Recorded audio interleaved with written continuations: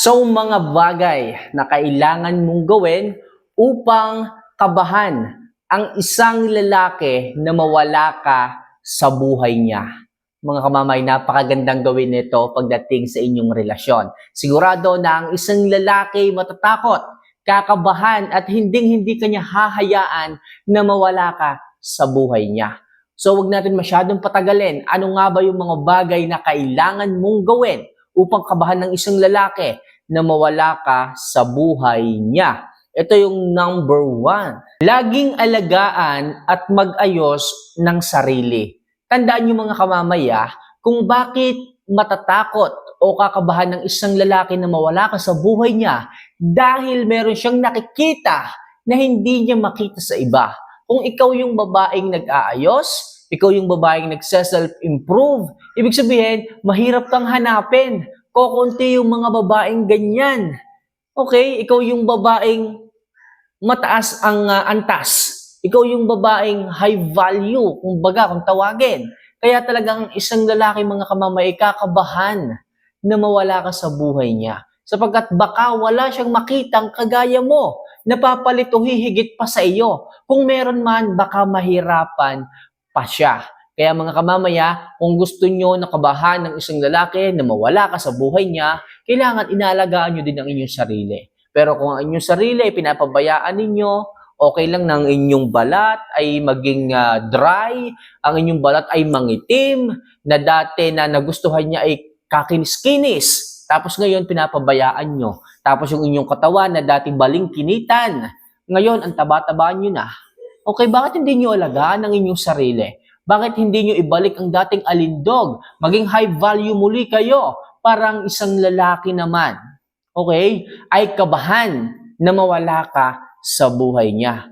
Kaya yung ibang mga kalalakihan dyan, mga kamamay, naghahanap ng bagong babae. Kaya yung mga kalalakihan dyan, naghahanap ng bagong sexing babae, sariwa at dalaga. Kasi nga, pinapabayaan nyo sarili ninyo. Pero kung inaalagaan nyo yan, okay, kayo yung kanyang mahal Kayo ang kanyang iniibig, kayo ang kanyang girlfriend, kayo ang kanyang asawa, hindi malayo na muli niyong makuha ang atensyon niya kung inyong aalagaan ang inyong sarili. Muling kakabahan ng isang lalaki na baka mawala ka sa kanya kung ibabalik niyo yung dating kayo. Maging high value ulit kayo, magpa-sexy, alagaan ang sarili, mag-ayos kayo. Okay? So number 2, para kabahan ng isang lalaki na mawala ka sa buhay niya, maging palakaibigan ka sa lahat. Tandaan niyo mga kamamaya, magdadagdag ito ng takot sa puso ng isang lalaki. Sapagkat kapag ikaw yung babaeng palakaibigan o madaling kaibiganin, madali kang magustuhan ng iba, madaling ngumiti ang isang lalaki kapag kakausap ka, malamang sa malamang matatakot ang isang lalaki na baka isang araw gumising siya na meron ka ng iba. Na baka gumising siya, meron na siyang kapalit.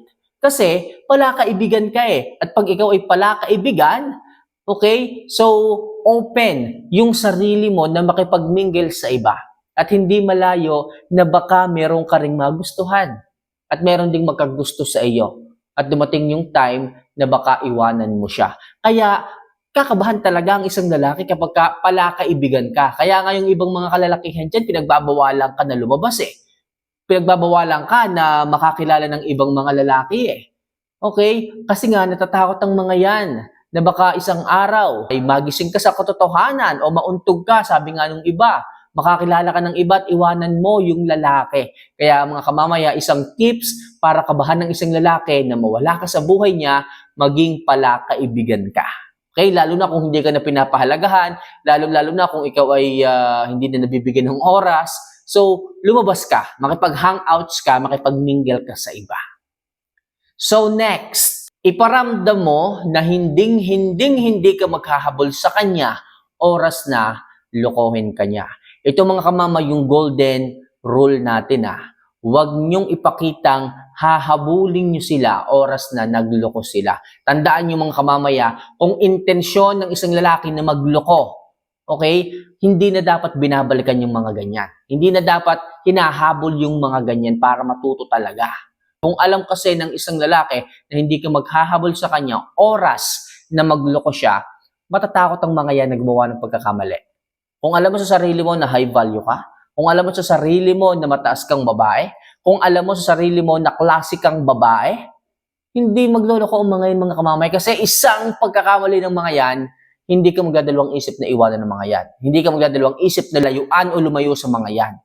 Kaya palagi ko sinasabi sa inyo, sabihin nyo sa inyong mga partner na oras na lokohin kayo ng mga yan, oras na lokohin kayo ng isang lalaki, hindi nyo sila kayang balikan o hindi nyo sila kayang habulin pa. Kapag ka nangyari yan at alam nila yan, malamang sa malamang, matatakot ang mga yan na gumawa ng pagkakamali sapagkat handa mong patunayan, handa kang lumayo, handa kang mag-no contact rule once na niloko ka ng mga yan. Maganda na rin yung nasasabi nyo sa kanila para alam nila kung saan sila lulugar. So next, dapat makita niya na kaya mo pa rin maging masaya kahit wala siya sa buhay mo. Tandaan niyo mga kamamaya, dito talaga kinakabahan din ang isang lalaki kapag ka nakita niya na may buhay ka sa labas ng inyong relasyon. What I mean sa may buhay ka sa labas ng inyong relasyon, kaya mong maging masaya kasama ang mga kaibigan mo. Lalong-lalo na yung mga lalaking kaibigan mo. Diyan talaga nagsiselos ang mga kalalakihan eh. Kung ikaw ay may asawa mo na nagsiselos pa eh. Kapag ka nakikita niyang madalas kang lumalabas kasama yung hindi niya masense na lalaki, o kung merong hindi siya masyado kilala sa kaibigan mo, doon siya nagsiselos. Lalo na kung may itsura, lalo na kung maganda ang pangangatawan, malamang sa malamang, matatakot ang isang lalaki o ang partner mo na mawala ka sa buhay niya kapag ka nakikita niya na ngumingiti ka habang kasama mo yung mga tao na yon, yung mga kaibigan mo na yon. Kaya mga kamamaya, parang isang lalaki ay kabahan. Ipakita nyo na kaya nyo pa rin maging masaya kahit wala siya sa buhay ninyo. So next, huwag palaging ready available sa kanya. Ito rin mga kamamay eh. Ang aking laging sinasabi sa mga kababaihan eh. Ang hirap kasi sa inyo, isang yaya lang sa inyo ng isang lalaki.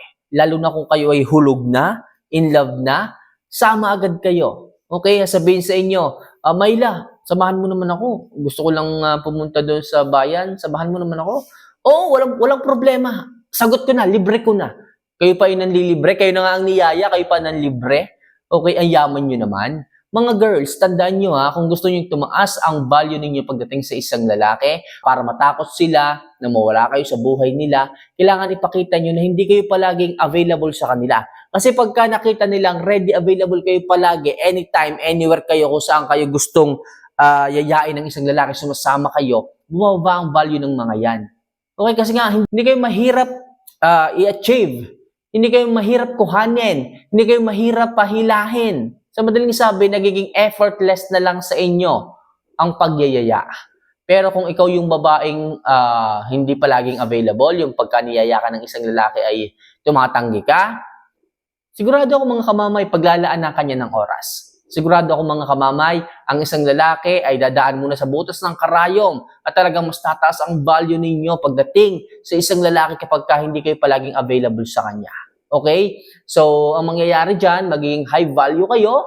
Kayo ay palaging special mention pagdating sa mga kalalakihan dahil nga, hindi kayo palaging available sa kanila. Kailangan pa nilang suyuin kayo. Okay? Tataas ang value nyo kapag kaganyan. Okay? Kaya palagi, huwag kayo palaging magiging available sa mga kalalakihan para kayo ay katakutan ng isang lalaki na mawala sa buhay nila. Okay?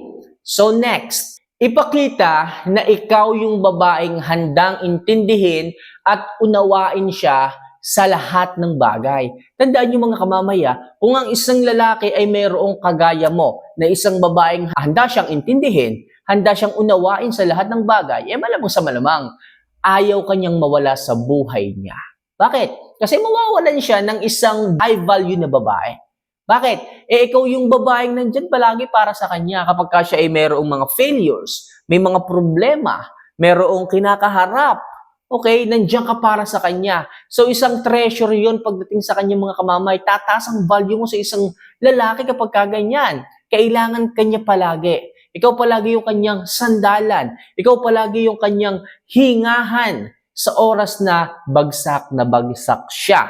Kaya mga kamamay, pahahalagahan ka ng isang lalaki at kahit na sinong lalaki matatakot o kakabahan na mawala ka sa buhay niya. Kasi kapag ka nawala ka, malamang sa malamang, baka hindi niya kayanin kung ano man yung mga pagsubok pang darating, kung ano man yung mga hamon ng buhay pa na darating. Kaya mga kamamaya, kailangan kayo yung maging babaeng palagi niyang nakakausap, palagi niyang nakakasama, palagi niyang ika nga ay hanap para pag-share ng mga problema. Kasi makakatulong talaga yon upang tumatak ka sa puso at isipan ng isang lalaki. So, yun lang sa ngayon mga kamamay ang aking mga may advice sa inyo para kayo ay katakutan o kabahan ng isang lalaki na mawala kayo sa kanilang buhay. So, for more video and love advice mga kamamay, so wag niyo sana kalilimutan na pindutin ang subscribe button at like button ng video ito. So, paano mga kamamay? See you for our next vlog. Mahal ko po kayo. Paalam.